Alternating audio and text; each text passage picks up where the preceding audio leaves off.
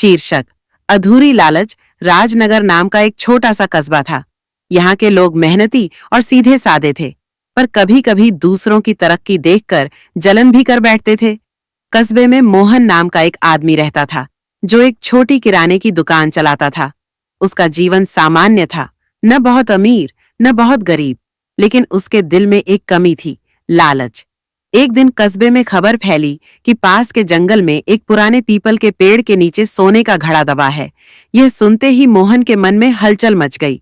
वह सोचने लगा, अगर वह घड़ा मुझे मिल जाए तो मैं पूरे कस्बे का सबसे अमीर आदमी बन जाऊंगा। दुकान वुकान छोड़कर हवेली में रहूंगा और सब लोग मेरी इज्जत करेंगे। मोहन ने उसी रात चुपके से जंगल जाने का फैसला किया। रात के अंधेरे में हाथ में फावड़ा लिए वह पीपल के पेड़ के पास पहुंचा। चारों ओर सन्नाटा था, बस कभी कभी झींगुर की आवाज सुनाई दे रही थी। उसने खुदाई शुरू कर दी। थोड़ी देर बाद फावड़े की टक्कर किसी धातु से हुई। टन्न! मोहन का दिल जोर जोर से धड़कने लगा। उसने मिट्टी हटाई और सच में एक पुराना जंग लगा पीतल का घड़ा वहां था। वह घड़ा उठाकर घर ले आया और भीतर देखा। अंदर कुछ पुराने सिक्के और थोड़े से सोने के गहने थे।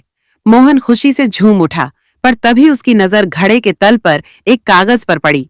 उस पर लिखा था, यह पहला घड़ा है, दूसरा घड़ा सोने का, पीपल के पेड़ के नीचे एक गहरी गुफा में छिपा है, पर जो दूसरा घड़ा लेने जाएगा उसे अपना पहला घड़ा वापस रखना होगा।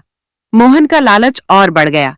उसने सोचा, पहले वाला घड़ा रखकर क्यों दूसरा छोड़ दूं? मैं तो दोनों ले लूंगा। अगली रात वह फिर पीपल के पेड़ के पास गया और कागज में लिखे संकेत के अनुसार गुफा का रास्ता खोजने लगा।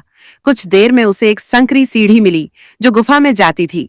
गुफा में प्रवेश करते ही ठंडी हवा का झोंका उसके चेहरे से टकराया।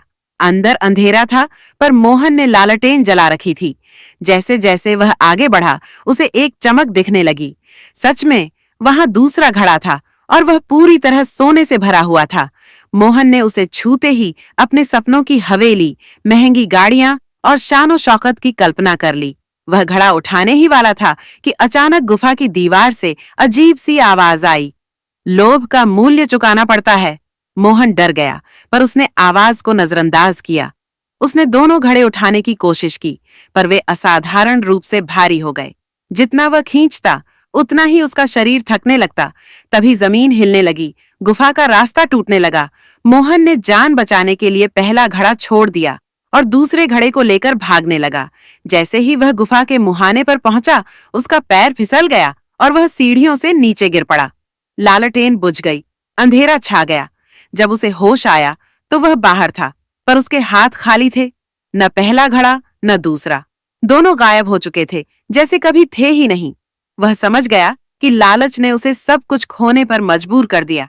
अगर वह सिर्फ पहला घड़ा रख लेता तो शायद उसकी जिंदगी बदल जाती, लेकिन ज्यादा पाने की चाह में उसने जो पाया था वह भी गंवा दिया। उस दिन के बाद मोहन ने फिर कभी दूसरों की चीजों पर लालच नहीं किया। उसने अपनी छोटी दुकान में मेहनत करनी शुरू की और संतोष के साथ जीने लगा। कस्बे के लोग भी उसकी कहानी सुनकर समझ गए कि लालच अंत में खाली हाथ ही छोड़ता है।